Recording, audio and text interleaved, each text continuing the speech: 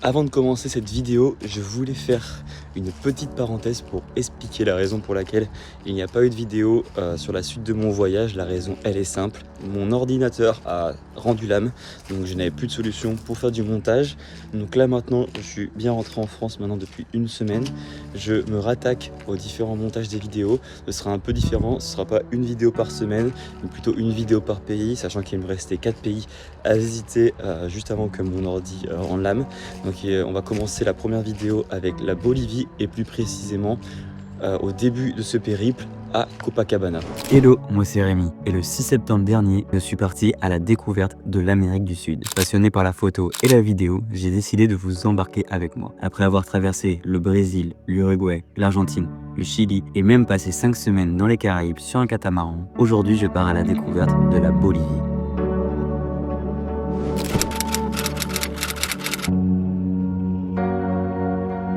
Bienvenue à Copacabana, petite ville bolivienne nichée sur les rives du lac Titicaca. Avec ses ruelles tranquilles, son marché coloré et son atmosphère paisible, Copacabana est une étape à part dans les hauteurs de l'Altiplano. Mais ce qui attire les regards, c'est sa basilique imposante, blanche, qui trône au centre de la ville comme un repère. À l'intérieur, on découvre la Vierge Noire de Copacabana. Chaque jour, des fidèles viennent s'y recueillir, parfois après plusieurs jours de marche. Si j'ai un petit conseil à vous donner, avant de partir explorer Isla del Sol, prenez le temps de passer une journée ou une demi-journée dans la ville. Après avoir fait un petit tour dans la ville, l'objectif maintenant, c'est d'aller faire le Cerro Calvario, qui est juste derrière moi.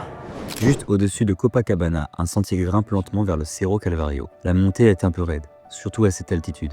Mais chaque pas est récompensé. Arrivé en haut, la vue est saisissante. D'un côté, la ville s'étale doucement au bord de l'eau. De l'autre, le lac Titicaca s'étend à perte de vue comme un miroir suspendu dans les hauteurs des Andes. Au sommet, quelques croix veillent en silence. C'est un lieu de prière, mais aussi un endroit où l'on vient simplement prendre le temps, respirer et admirer. Un petit conseil, ne faites pas comme moi, mais partez plutôt explorer le Cerro Calvario pour le coucher du soleil.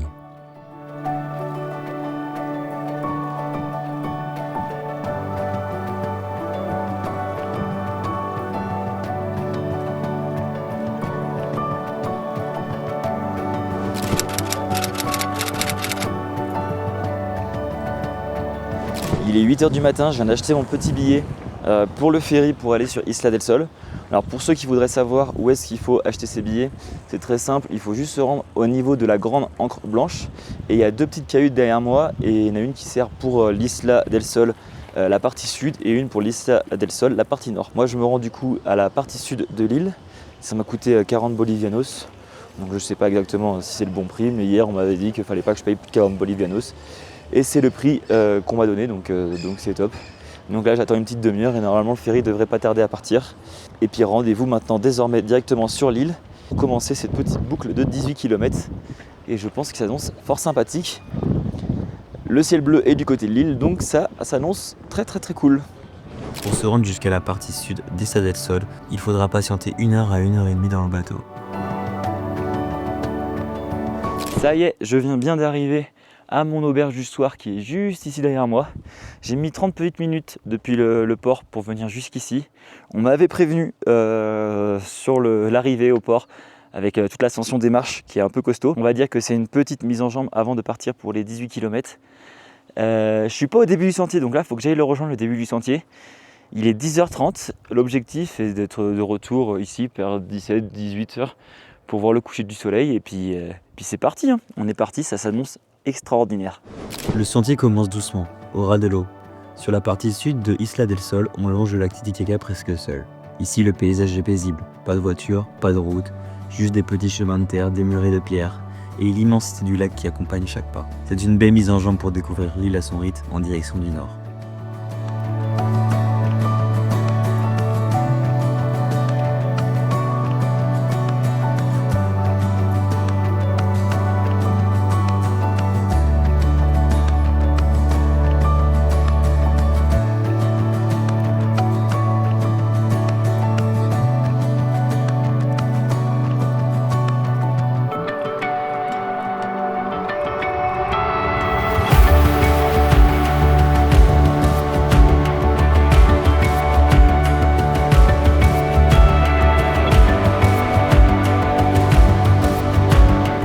Je sais pas si on va voir, on est juste là-bas. Il y a la cordillère des Andes qui est en train de se dévoiler. et c'est juste magnifique.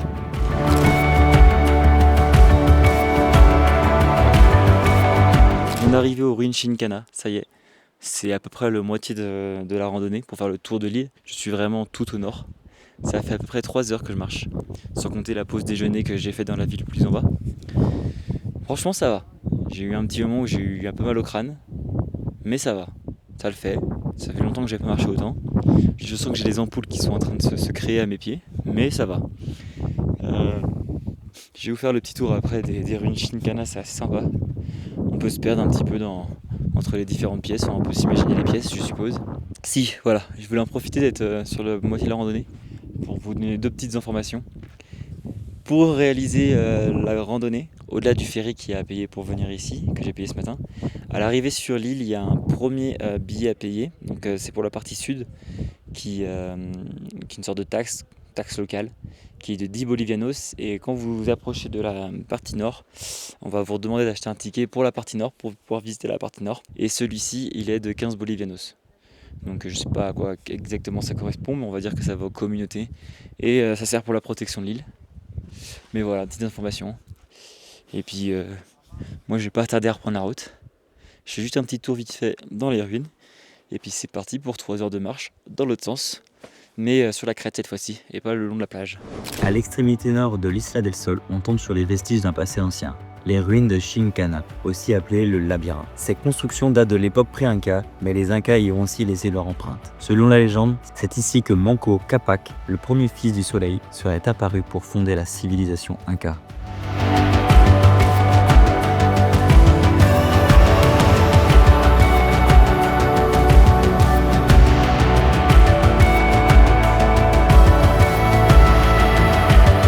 La fin de la rando a été vraiment compliquée. L'altitude m'a attrapé d'un coup, grosse fatigue, souffle court, mal de tête intense. J'avais l'impression que chaque pas me demandait 2 fois plus d'efforts. À ce moment-là, j'essayais juste de garder le rythme, de rester concentré sur le chemin. Plus question de profiter du paysage, il fallait juste que j'avance.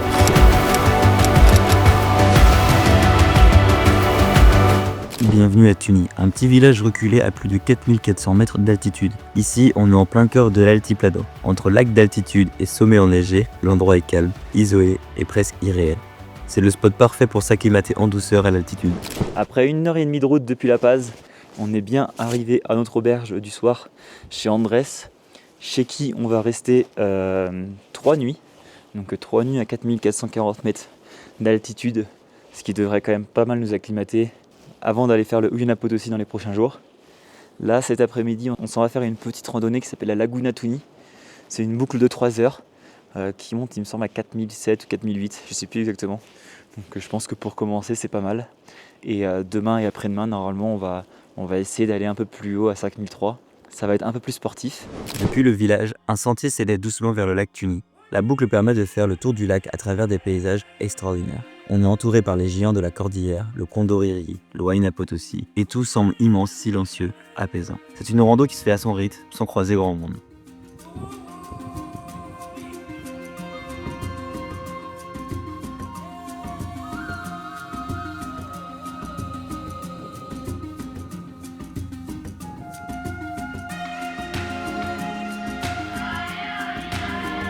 Franchement, cette première journée m'a fait du bien. Comparé à ma rando sur l'Isla del Sol, j'ai eu de bien meilleures sensations ici. Pas de mal de tête, pas d'essoufflement brutal. J'ai pu profiter pleinement du paysage. Ça m'a rassuré. Peut-être que mon corps commence à s'habituer à l'altitude. En tout cas, marcher ici dans ce décor incroyable et sans pression, c'est un vrai plaisir. Bon, deuxième journée, cette fois-ci on va se challenger un petit peu plus. On s'en va faire le Pico Mirador. C'est quand même 5200 mètres d'altitude. Donc ça va être un premier challenge. Il est 8h30 et on verra bien à quelle heure on arrive là-haut. Mais c'est parti!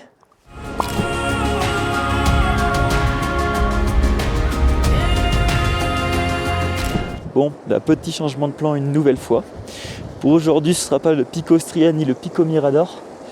Mais, alors attendez, que je dise pas de bêtises. On s'en va pour le Imila Apachita, qui se trouve juste ici derrière moi, à 5200 mètres d'altitude. Donc ça va être un premier vrai challenge au niveau de l'altitude. Et puis c'est parti, hein. On se donne rendez-vous là-haut, j'espère.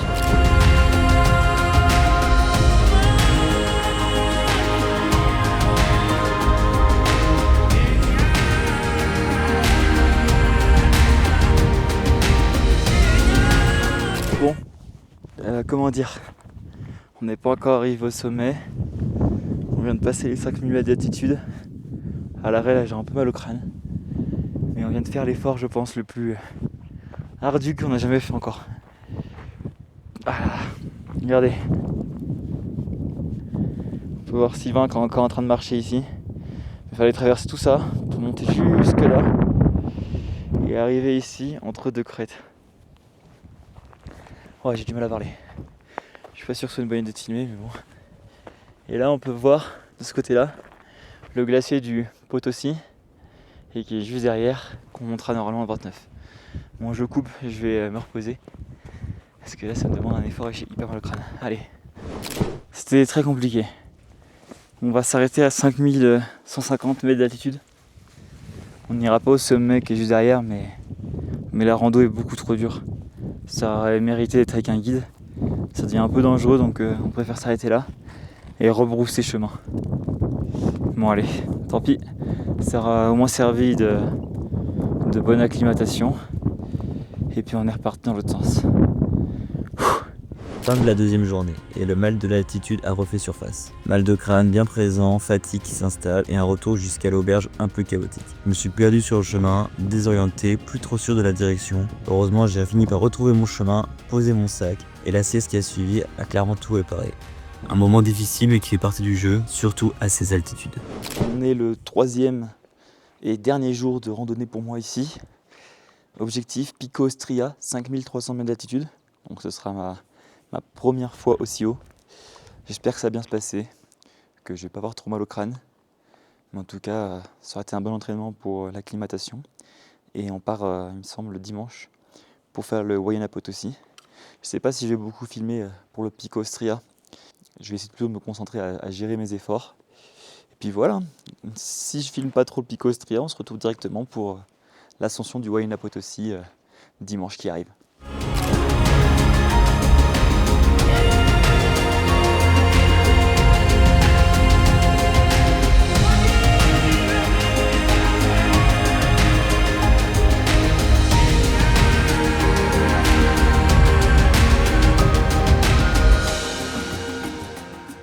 Ça y est, on va dire que l'entraînement est quasiment terminé. Il me reste plus que 1 heure, 1 heure et demie à faire avant le retour à l'auberge où on est actuellement. Que ce fut dur. 800 D+. Le retour se passe plutôt bien. J'ai pas trop mal à la tête, comme hier. Donc je suis assez content. Là je viens de m'arrêter à un petit endroit pour manger, ça va être cool. Donc j'aurais fait le maximum pour pouvoir être prêt pour le Huayna Potosi. Demain et après-demain, repos. Et puis après, c'est parti dimanche, on part pour 3 jours. Et on espère d'être au sommet le 29 avril.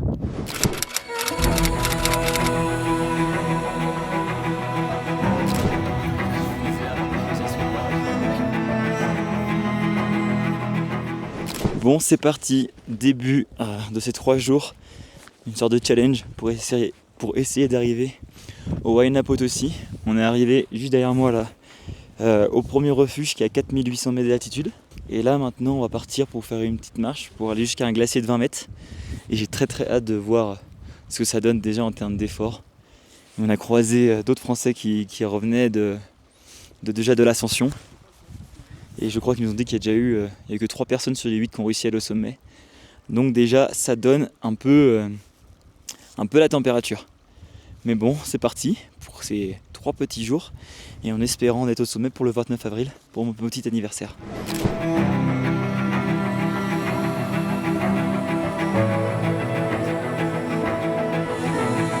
Deuxième journée de l'ascension du Huayna Potosi. La nuit s'est plutôt bien passée, je suis assez content, j'ai bien dormi. Il n'a pas fait trop froid, j'ai pas eu mal au crâne comme je suis en dress, donc on va dire que c'est plutôt positif. Là on vient de terminer de préparer nos sacs pour l'ascension. On va manger vers 11h, 11h30.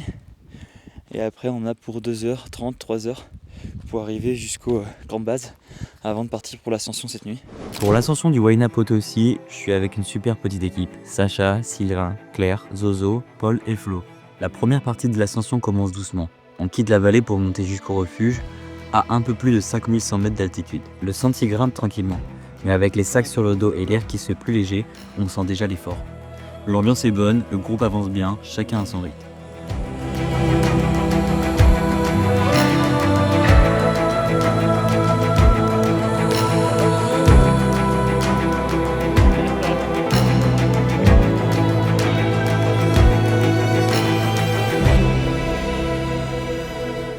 Réveil en pleine nuit. Frontal allumé, crampons aux pieds, c'est parti pour l'ascension finale du Huayna Potosí. Lentement, pas après pas, on grimpe sur la glace, dans le froid, en silence. L'effort est constant, l'attitude se fait sentir, mais on avance, ensemble. Et puis au bout, le sommet.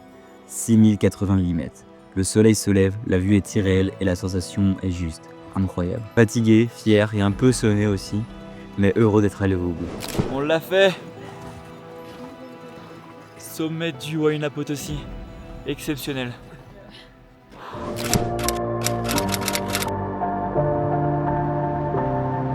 La meilleure façon de découvrir Sucre, c'est de commencer par son marché. Dès le matin, les étals se remplissent de fruits colorés, de fruits frais, de plats chauds et de sourires. L'ambiance y est vivante, authentique, sans chichi. Puis en sortant, on découvre le reste de la ville. Sucre, c'est des façades blanches, une lumière douce, des places calmes et une vraie douceur de vivre. C'est une ville paisible, mais pleine de caractère. Parfaite pour ralentir un peu et juste profiter. Ce matin, direction l'un des points de vue les plus connus de la ville, le Mirador Recoleta, qui va pouvoir nous donner une vue d'ensemble sur l'ensemble de la ville. Je pense que ça va être très très chouette. Donc là, depuis de l'auberge jusqu'au Mirador, j'ai un petit kilomètre 5 à faire à pied.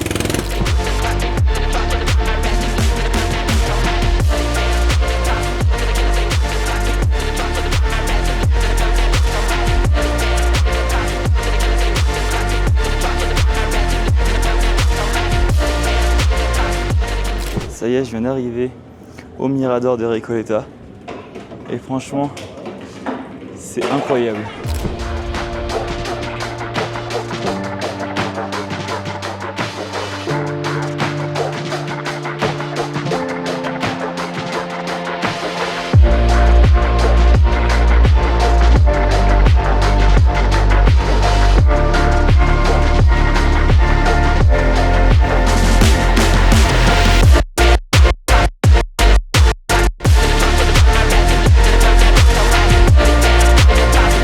En plein centre de Sucre, il y a un bâtiment tout blanc, calme, presque silencieux. C'était autrefois un sanctuaire. Aujourd'hui, c'est une école.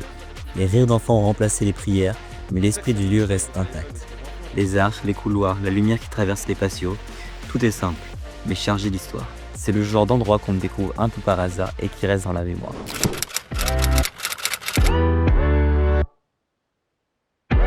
Je sais pas si on va correctement m'entendre, mais on est bien arrivé hier soir dans la ville de Tupiza, qui va être notre porte d'entrée pour aller faire le Salar de Uyuni et le Sud Lipiez.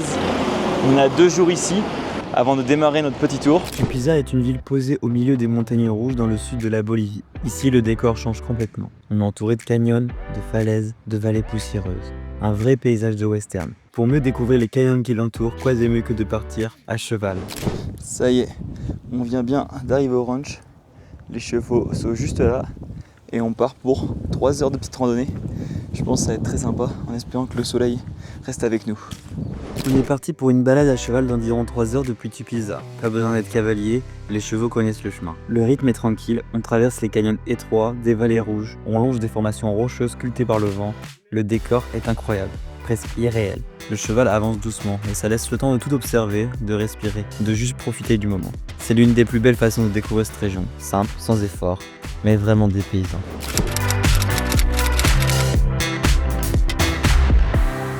Ça y est, c'est parti pour 4 jours dans le Sud Lipiez et le Salar de Uyuni. Donc normalement on termine par le Salar. Je pense que ça va être incroyable, j'ai tellement hâte. J'en entends parler depuis le début de mon voyage. Donc ça y est, c'est parti. Départ depuis Tupiza, on commence le tour du Sud Lipiez et du Salar. Et dès les premières heures, le paysage change complètement. Premier arrêt, un point de vue sur des canyons immenses sculptés par le vent et le temps. Un peu plus loin, on traverse une grande vallée remplie de lamas, calme, curieux, posés dans ce décor immense. On apprend qu'ils appartiennent à 3 familles différentes qui vivent dans la zone. Puis on arrive face à d'énormes parois rocheuses blanches dressées à pic. C'est là que j'ai sorti le drone. Les images de ce spot sont dingues, complètement hors du temps.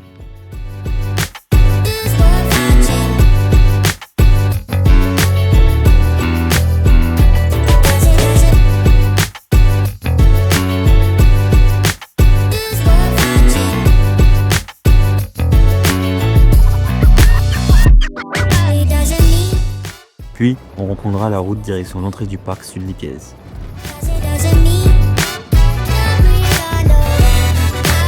Ça y est, on vient d'arriver à l'entrée du Sud Lipiez et ça s'annonce tout bonnement exceptionnel. Incroyable. On entre officiellement dans le parc Sully-Piez et tout de suite le décor devient presque lunaire. Des montagnes aux couleurs improbables, des étendues vides à perte de vue, un silence total, plus rien autour, juste la nature brute, sauvage. Chaque virage révèle un nouveau paysage, plus vaste, plus sec, plus surprenant que le précédent. On a vraiment l'impression de toucher le bout du monde. C'est parti pour le deuxième jour du tour. Et on va dire que la nuit dans la ville de Quetana Chico aura été très fraîche. Mais ça y est, on part pour ce deuxième jour et j'espère qu'il sera aussi incroyable que le premier. Parce que vraiment, hier c'était déjà exceptionnel. Et là on est enfin dans le parc, donc je pense que ça va être encore plus exceptionnel. On va enchaîner pas mal de lagunes, aller voir des geysers, se baigner dans des thermes chaudes, ce qui fera pas de mal. Mais hier, ouais, c'était assez cool, ça rappelait fortement Salta avec la boucle sud, où plus les kilomètres avancent, plus le paysage change. Et franchement, c'était très stylé. Donc ça y est, allez, on va prendre la route là, et puis c'est parti. On continue la route et les paysages changent encore. Des lagunes apparaissent au milieu de nulle part, posées là, comme des mirages dans l'altiplano. L'eau est calme, parfois bleutée, parfois laiteuse. Et surtout, on y aperçoit nos premiers flamants roses. Ils sont là, en plein désert d'altiplano, à marcher doucement dans l'eau glacée, comme si c'était la chose la plus normale du monde. Le contraste entre ces oiseaux élégants et l'environnement sec, minéral, est juste magnifique. Les lagunes s'enchaînent, toutes différentes. Couleurs, reflets, textures. Chaque arrêt a quelque chose de nouveau.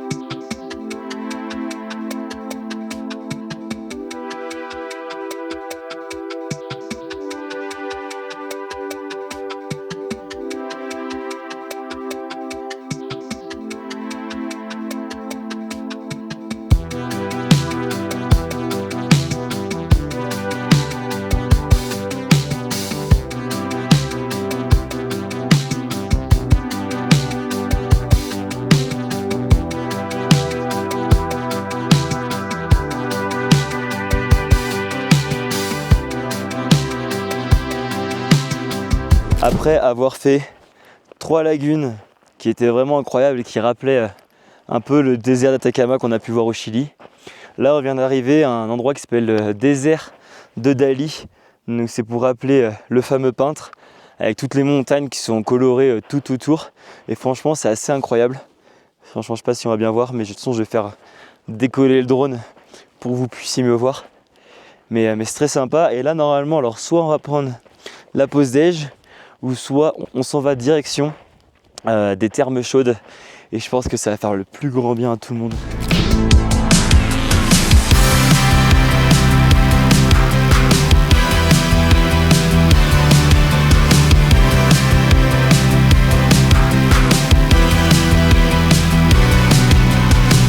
On traverse encore d'autres lagunes, toujours aussi calmes, toujours aussi différentes. Puis le décor change. On arrive au cœur d'un champ de geysers, le sol fume et bouillonne. On est à plus de 4900 mètres d'altitude, l'air est froid, mais la terre, elle, est en ébullition. On vient d'arriver au dernier spot de la journée qui est la Laguna Colorado, qui est la plus grande et sûrement la plus belle lagune du sud de Lipiez. Et franchement, c'est exceptionnel. La lagune est rose, elle est blanche avec toute la glace au-dessus. C'est rempli de flamants roses. Il y a exactement les trois races de flamants roses. C'est vraiment extraordinaire. On arrive à la Laguna Colorado, sûrement l'un des endroits les plus impressionnants du sud de Lipiez. L'eau est rouge à cause des algues et des minéraux. Autour, c'est sec, venteux, mais beau, presque irréel. Et surtout, il y a des centaines de flamants roses. 3 espèces vivent ici, les flamands des Andes, du Chili et de James. C'est un lieu unique, sauvage, silencieux et difficile à oublier. C'est parti pour notre avant-dernière journée sur le tour de Sud Lipiez et Salar de Uyuni. Aujourd'hui, on termine le Sud Lipiez, donc encore pas mal de lagunes, il me semble les 2 volcans. Et ce soir, normalement, on arrive enfin au Salar de Uyuni pour le coucher du soleil. J'ai extrêmement hâte, mais de toute façon, je vous emmène encore avec moi. Ça va être juste exceptionnel, je pense. De toute façon, l'endroit est vraiment juste incroyable et c'est vraiment unique au monde, je pense.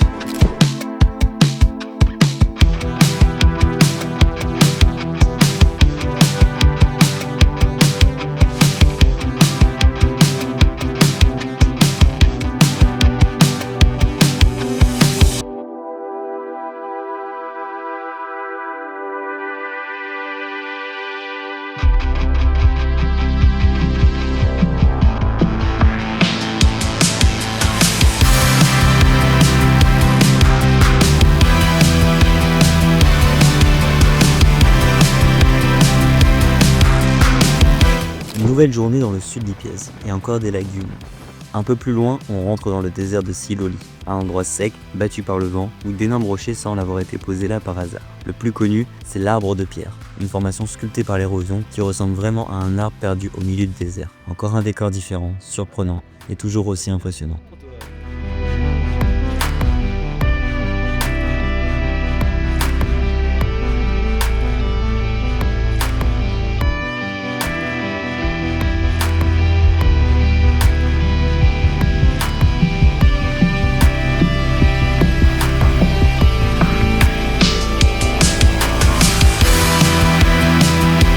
On atteint enfin le Salar d'Uyuni. La lumière commence à baisser et le décor devient presque irréel. À perte de vue, du ciel blanc, plat, silencieux, infini. Le ciel change de couleur doucement et tout se reflète dans cette immensité. On reste là, à regarder le soleil disparaître, pas grand chose à dire, juste à profiter du moment.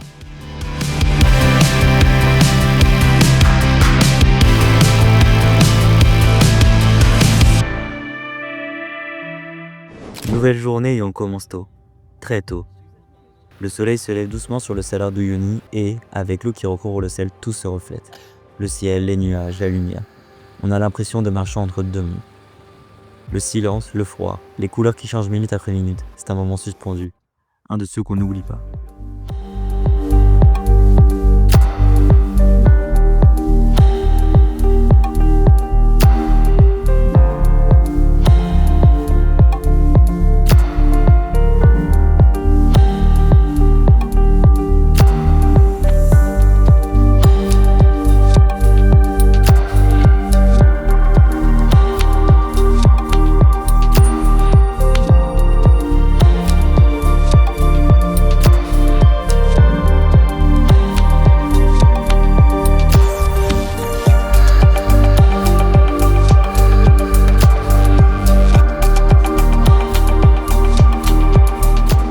Dernière journée dans le Tour Sud d'Ipiès et Salar d'Uyuni. Aujourd'hui, c'est consacré uniquement au Salar d'Uyuni. On s'est réveillé ce matin à 5h pour aller observer le lever du soleil.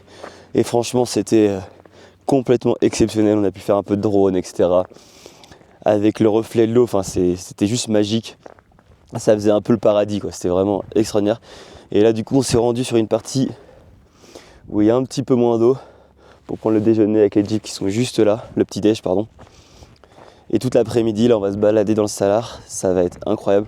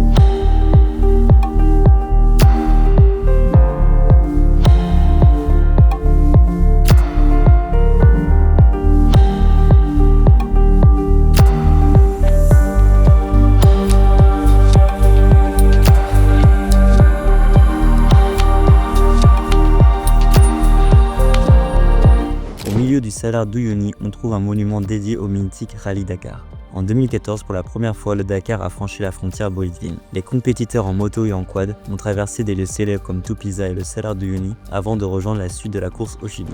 On quitte le sel et on arrive dans un autre décor tout aussi étrange. Un vieux cimetière de train, posé là, en plein désert. Des carcasses rouillées, figées par le temps.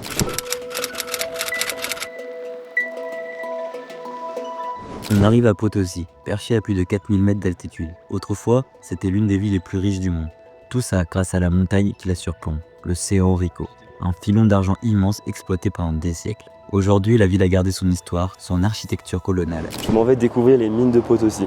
C'est l'une des plus grandes mines encore actives de Bolivie, où nous avons la possibilité de visiter et de découvrir ce métier un petit peu spécial qui a fait toute la richesse du pays. C'est ici que tout a commencé pour Potosi. Au XVIe siècle, les colons espagnols découvrent un filon d'argent si vaste qu'ils en font l'un des plus grands centres miniers du monde. Très vite, Potosi devient l'une des villes les plus riches de la planète. On disait à l'époque, Potosi vaut plus que l'or du Pérou. Mais derrière cette richesse, il y a un prix humain énorme. Plus de 8 millions de personnes auraient perdu la vie dans ces mines. Des indigènes, puis des esclaves venus d'Afrique envoyés dans les galeries sans lumière, sans air, sans issue. À l'époque coloniale, on comptait jusqu'à 20 000 mineurs actifs dans le Cerro Rico, souvent forcés de travailler jour et nuit sans repos. Aujourd'hui encore, la montagne continue d'être exploitée. Les méthodes ont à peine changé. Les mineurs travaillent en coopérative, souvent avec du matériel rudimentaire. L'espérance de vie dépasse rarement les 40 ans. Quand on visite la mine, on entre dans un autre monde. On s'équipe d'un casque, d'une lampe, d'un masque. Mais ça ne change pas grand-chose. L'air est lourd, les galeries sont sombres, étroites, parfois glissantes. À certains endroits, on doit s'accroupir ou ramper. On croise des mineurs au travail, couverts de poussière, le regard fatigué, mais concentrés. Ils avancent avec des outils simples, une barre, un marteau, de la dynamite. Et au détour d'un couloir, on tombe sur El Tio, une statue mi-dieu, mi-diable, couverte de cigarettes, d'alcool et de feuilles de coca. Les mineurs le respectent, ils lui font des offrandes pour espérer ressortir vivant. Cette visite est l'une des plus marquantes du voyage. C'est pas un décor, c'est leur réalité. Une plongée dans ce que l'histoire a laissé et que certains vivent encore aujourd'hui. On ressort avec un grand silence et un regard différent.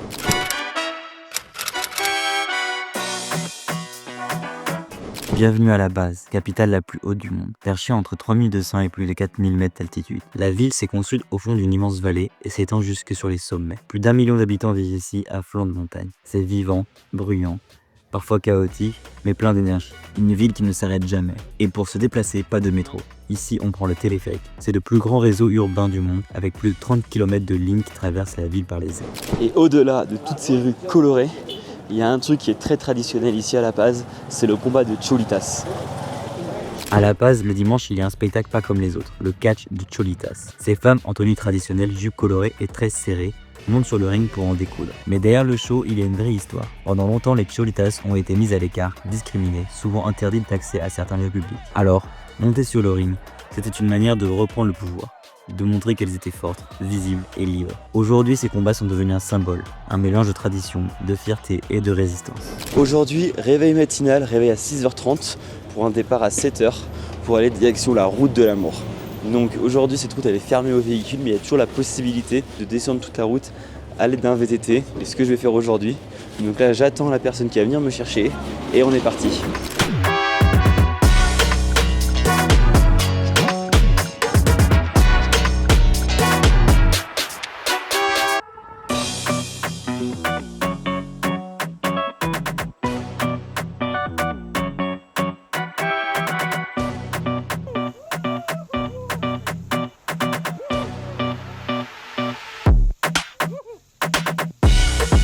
Il nous reste environ 12 km, il nous a dit donc 40 à 50 minutes de vélo à faire.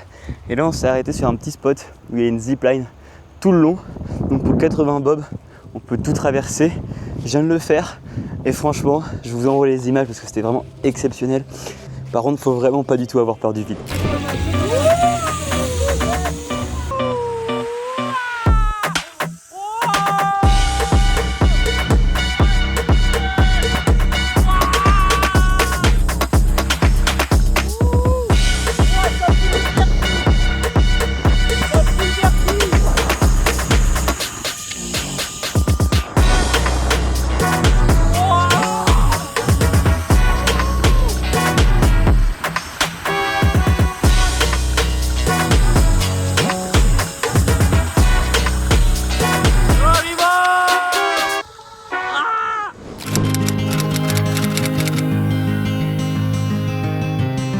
Je viens d'arriver à Sarama, un tout petit village posé au milieu de nulle part, au pied du plus haut sommet de Bolivie. Il n'y a presque rien ici. Quelques maisons en terre, une petite église, des chemins de poussière et un silence qu'on entend rarement ailleurs. Autour, c'est grandiose. Le Nevado Sarama, 6542 mètres d'altitude, avec des volcans tout autour et des plaines à perte de vue. Je vais rester dans le parc 3 jours et 2 nuits avec pour objectif de réaliser l'Acotango, donc un nouveau sommet à plus de 6000 mètres d'altitude. L'ascension se fait demain matin, donc aujourd'hui je pars avec Agathe, Marion et Adèle pour faire une première randonnée d'acclimatation. Juste derrière moi, un premier sommet à 5000 d'altitude. Et donc c'est parti, let's go!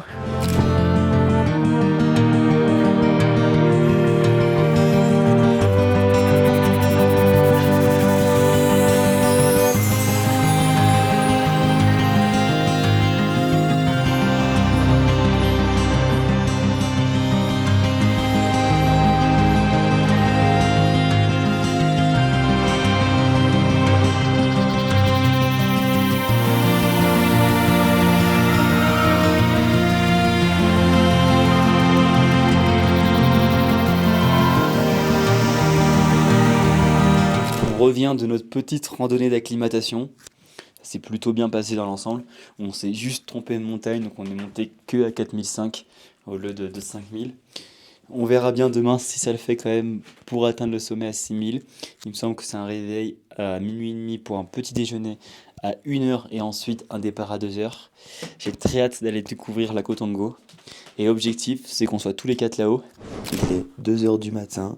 On va prendre le 4x4 direction le début de la rando pour la Kotongo. Il me semble qu'on a pour 1h30 à 2h de route. Et après, à peu près 4, enfin il a dit entre 3, 4, 5 heures d'ascension avant d'arriver au sommet. Malheureusement, Agathe, du coup, ne va pas le faire avec nous. Hier, elle ne s'est pas sentie bien, donc elle ne préfère pas tenter l'expérience. Donc on va y aller seulement avec Marion et Adèle. Et l'objectif, qu'on arrive tous les 3 ensemble au sommet.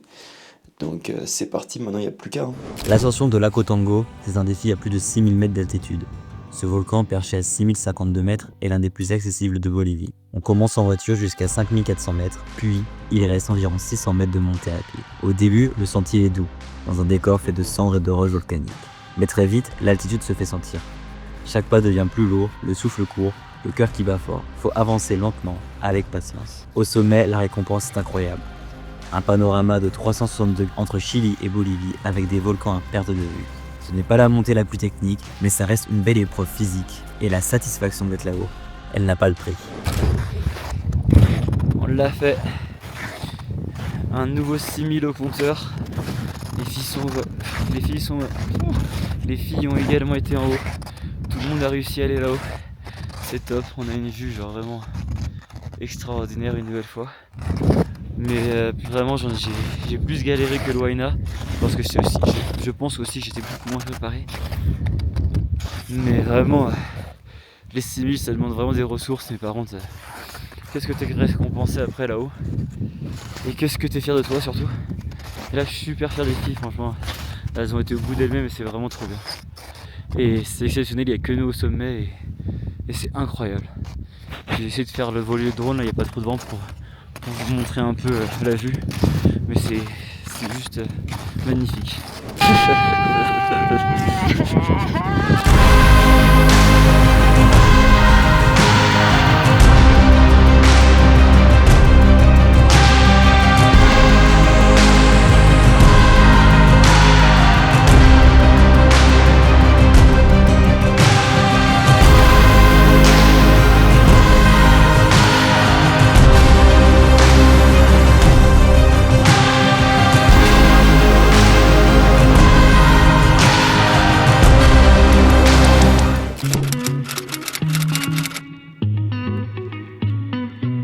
Donc là, on vient d'arriver à l'entrée de la Pampa de Yacuma.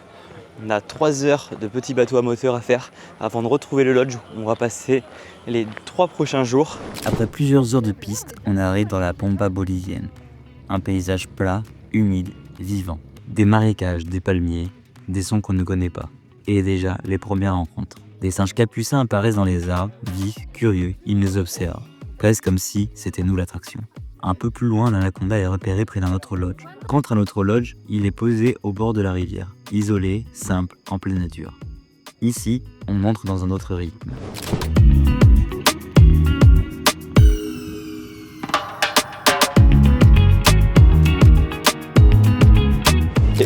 Donc, deuxième journée dans la Pampa, après un réveil plutôt matinal vers 5h30 du matin, où on est parti vers 6h pour aller écouter, disons, le réveil de la Pampa. Donc on aura entendu des singes hurleurs, on en aura vu, on aura revu des caïmans, donc c'était très cool.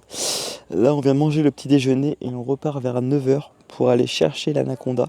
Donc on espère en trouver cette fois en pleine nature et pas à côté d'un lodge. Et normalement, si j'ai bien compris, cet après-midi, on va faire une petite pêche au piranha, ou alors c'est l'inverse, c'est ce matin petite pêche au piranha, et cet après-midi, recherche de l'anaconda. Finalement, nous partons à la recherche d'anaconda dans les marécages. Botte aux pieds, on avance lentement dans les eaux, la boue, les yeux partout. Mais cette fois, pas de rencontre. Aucun anaconda en vue. C'est aussi ça qu'on part. Imprévisible, rien n'est garanti, et c'est ce qui rend chaque sortie unique. Après ça, on continue la balade. Direction une petite île au milieu de la rivière. On scrute les arbres, les ribes, à la recherche d'animaux cachés. Entre oiseaux colorés, singes et peut-être quelques surprises, chaque instant ici est une découverte. Ensuite, on part pour une autre aventure, la pêche au piranha. Avec juste un fil, sans bout de bois, on tend l'appât dans l'eau, prêt à sentir la moindre touche. Oui. Non, c'est un piranha, si. Piranha, ça. Qu'est-ce que je suis fière de toi. Je suis à mon 10e piranha. La journée touche à sa fin et on s'arrête pour admirer le coucher du soleil. Les couleurs explosent dans le ciel, reflets dorés sur l'eau calme. C'est un moment de calme parfait pour se poser et apprécier la beauté sauvage de la pampa. Pour cette dernière journée dans la pampa, on continue de chercher la faune sauvage. On croise des caïmans noirs, immobiles, tapis au bord de l'eau. Plus haut, dans les arbres, les singes hurleurs font entendre leurs cris puissants. Un vrai concert de la nature.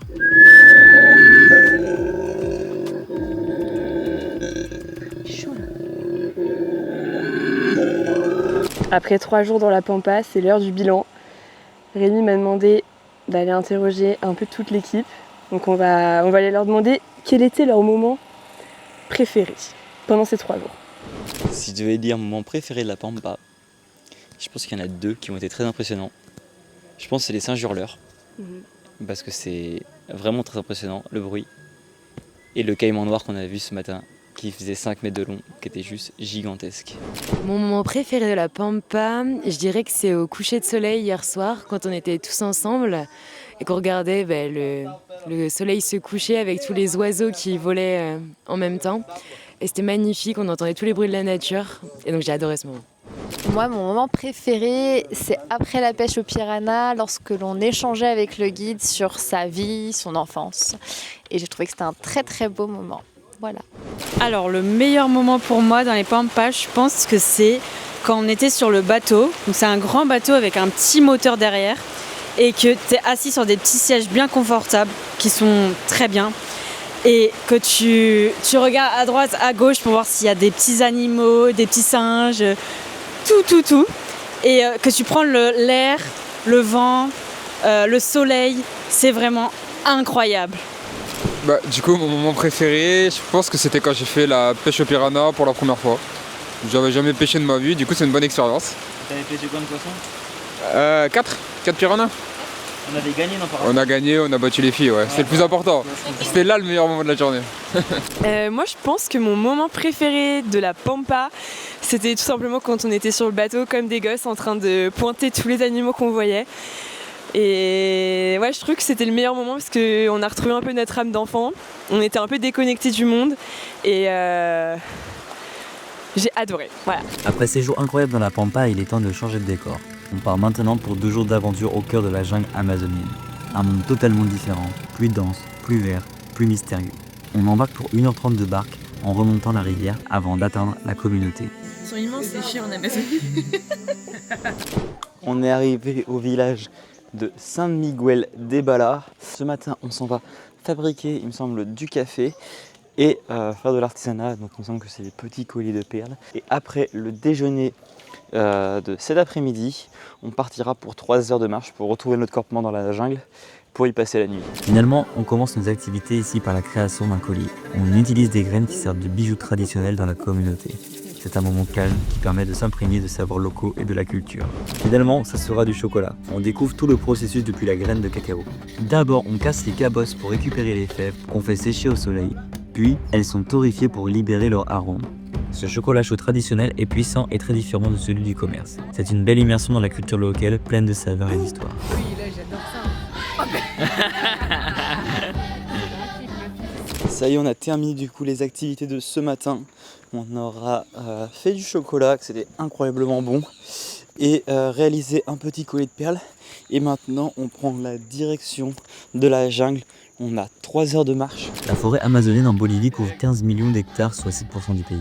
Elle abrite une incroyable biodiversité et joue un rôle vital pour le climat en absorbant du dioxyde de carbone. De nombreuses communautés indigènes vivent ici depuis des siècles, en lien profond avec la nature. Explorer cette forêt, c'est plonger au cœur d'un des derniers grands sanctuaires naturels de la planète.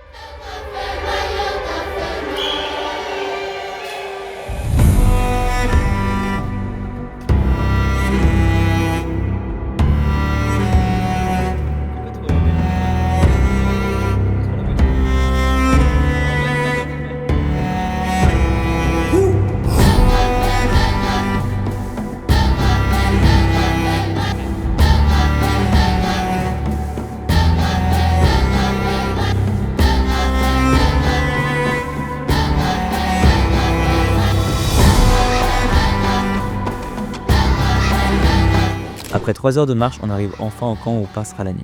On prépare le repas ensemble, autour du feu, puis on va se coucher. Le bruit de la forêt nous accompagne.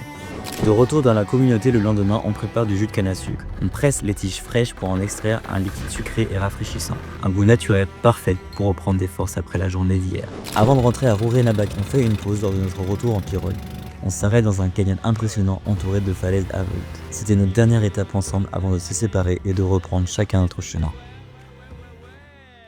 C'est sur ces belles images de l'Amazonie que se terminent mes 40 jours en Bolivie. J'espère que ce petit épisode vous aura plu. Si c'est le cas, n'hésitez pas à mettre un petit j'aime, ça fait toujours plaisir, et à laisser un commentaire pour voir ce que je pourrais améliorer, etc. Et on se donne rendez-vous très bientôt pour l'épisode sur le Pérou. Ciao!